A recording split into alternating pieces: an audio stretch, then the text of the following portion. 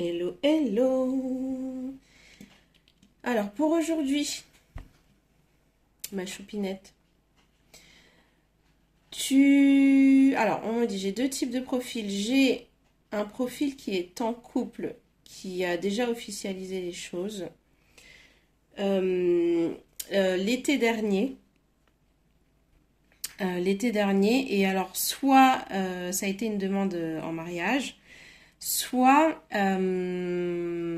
ça a juste officialisé dans le sens où on se dit enfin qu'on est en couple, qu'on est ensemble. Sauf que t'étais hyper contente de cette nouvelle. Tu as accueilli cette officialisation qui était surprenante et un peu inattendue comme une aubaine. Et donc t'étais super excitée, hyper heureuse. Tu l'as annoncé à tout le monde, tu t'es dit enfin c'est mon tour. Sauf que la problématique que j'ai là, c'est que tu te rends compte que finalement vous êtes pas mal en désaccord et en conflit, mais parce que lui ne correspond pas à tes convictions. Et là, on va beaucoup me parler de convictions, mais profondes. D'autant plus, j'entends les convictions religieuses. C'est-à-dire que tu as une façon de voir les choses, de tu as un schéma de pensée par rapport à la famille et aussi par rapport à, j'entends, la virginité. C'est-à-dire que tu aimerais te préserver jusqu'au mariage. C'est des convictions qu'on t'a inculquées et que tu as envie de garder. Et pour d'autres, j'ai un autre profil aussi où tu as déjà consommé la sexualité, mais tu avais fait vœu de chasteté en décidant justement de te préserver de nouveau et d'arrêter de te perdre dans la sexualité et de te purifier d'une certaine façon et de faire de nouveaux vœux de chasteté jusqu'au mariage en fait. Sauf que cette personne-là, elle vient euh, perturber ta façon de voir les choses, elle est en désaccord par rapport à ça et elle essaye de te forcer la main parce qu'elle partage pas les mêmes convictions que toi et que finalement elle te laisse entendre que de toutes les manières vous allez finir ensemble. Donc quel est l'intérêt d'attendre 5 ou 6 mois de plus si de toutes les manières vous allez finir ensemble? Tu vois, j'ai ce truc de conflit et de désaccord qui vous sépare un petit peu en ce moment. Et il menace même, enfin en fait, de part et d'autre, il y a une séparation probable due à cette dispute et ce conflit, mais ça vient plutôt de lui. Je sens une pression qui vient de son côté pour forcer les choses et te mener vers une direction qui te convient pas forcément. Et là, on me dit que la situation, elle est bloquée, que le retour en arrière n'est pas possible et euh, que ta décision, elle est ferme et tu as raison de camper sur tes positions et de rester ferme là-dessus parce que tu dois pas te détourner de ce que Dieu attend de toi par rapport à tes convictions à toi qui te sont propres à toi. Et c'est le chemin que tu as décidé de mener. Et toi, le deal que tu as fait, c'était que si tu te préserves, eh ben tu n'auras plus à avoir affaire à ce type de profil que tu as eu l'habitude d'avoir auparavant. Et que si tu veux cette personne exceptionnelle et rêvée et réelle, il va falloir que là tu te positionnes et que tu campes fermement sur ta position pour pouvoir obtenir ce que tu veux. Euh, Là, il faut que tu te fasses confiance.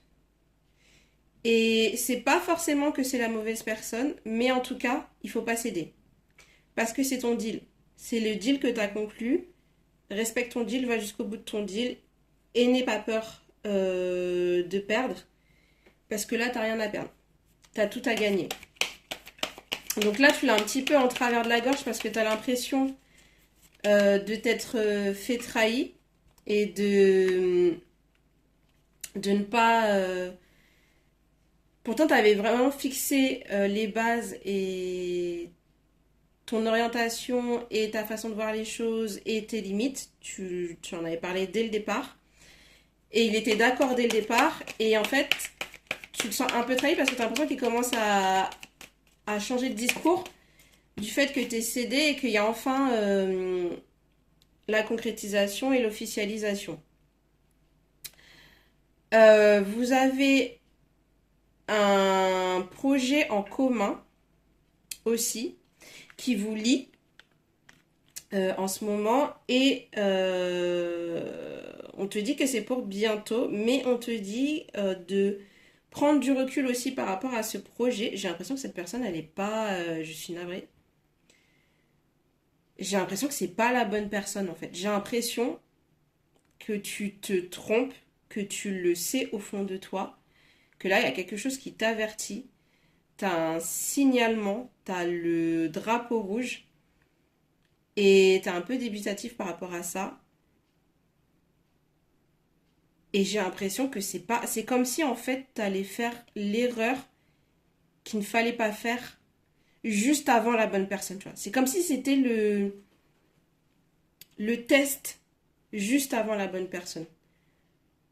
Pour voir, pour tester en fait ta fidélité à tes convictions et voir qu'est-ce que tu veux réellement et est-ce que tu es sûr que c'est ce que tu veux. Malgré quel attachement et tout ça, moi là le tirage je le vois plus comme un avertissement. Je le ressens vraiment comme un avertissement et comme quoi il faut te préserver. Ouais, tu vois.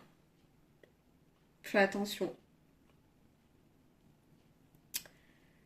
Fais attention. Moi, j'ai quelqu'un qui est pas honnête, qui est pas transparent avec toi, qui te fait miroiter des choses, mais pour moi, cette personne, elle est pas, ses intentions, elles sont pas réelles. En fait, c'est un moyen détourné pour t'avoir, entre guillemets. Donc, faire croire que vous partagez les mêmes convictions et que vous allez dans la même direction te faire croire à une officialisation pour simplement te donner ce discours de bah, quoi qu'il arrive, on va se marier, donc c'est bon, on peut y aller. Alors que finalement, il sait très bien ce qu'il fait. Il n'a pas du tout l'intention de se marier avec toi, mais c'est pour te faire flancher et arriver à ses fins. Bah, c'est malheureux, mais voilà. Donc, c'est pas, enfin, finalement, c'est pas officiel pour lui de son côté. Donc, il flirte, il continue à flirter de son côté avec d'autres personnes. Donc, il fait des dates. Il te fait croire que tu vas être l'officiel, mais en fin de compte, il continue. Donc, fais gaffe, c'est une personne qui a bonne figure, belle image, qui présente bien. Qui donne envie de faire les choses, mais c'est un fourbe. C'est un fourbe, il sait très bien ce qu'il fait. Et là, bah, j'ai un bon Dieu qui t'aime vraiment, hein, parce que il t'alerte et on te dit, voilà, de faire... il faut laisser partir et il faut faire le deuil de la relation. Donc voilà, j'ai plutôt tendance à faire des tirages un peu plus positifs. Moi, j'aime bien quand ça parle d'amour et de positivité et de futur avec des enfants à la maison et le chien et tout ce qui s'ensuit.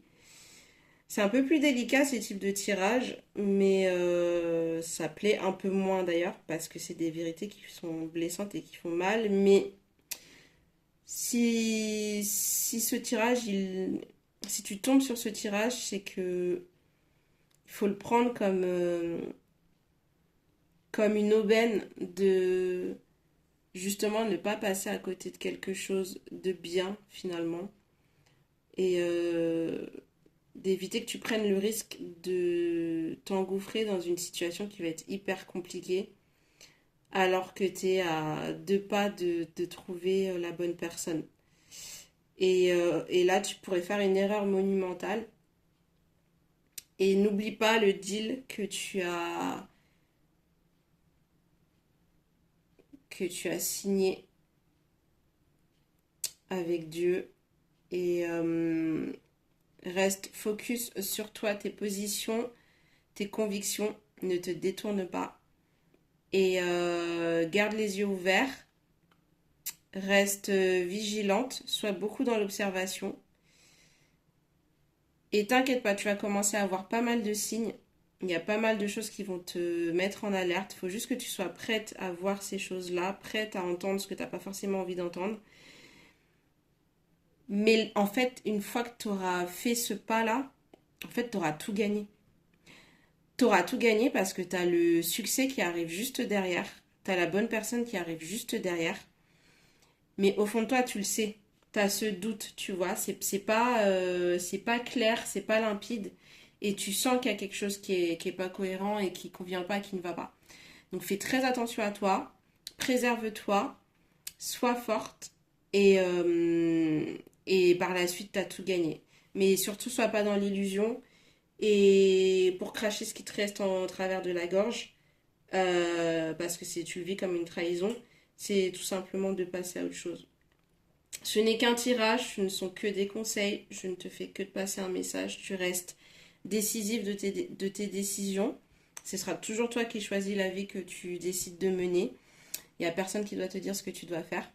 Maintenant, voilà, ça reste un message et à toi de voir ce que tu en fais, si tu veux le prendre ou pas, si ça résonne en toi ou pas. Et en tout cas, si tu prends cette décision, tu auras tous mes encouragements et toutes mes prières qui vont vers toi aussi et vers ta petite pépite que tu vas trouver par la suite. Et sur ce, je te fais des gros bisous et je te dis à bientôt. Ciao, ciao!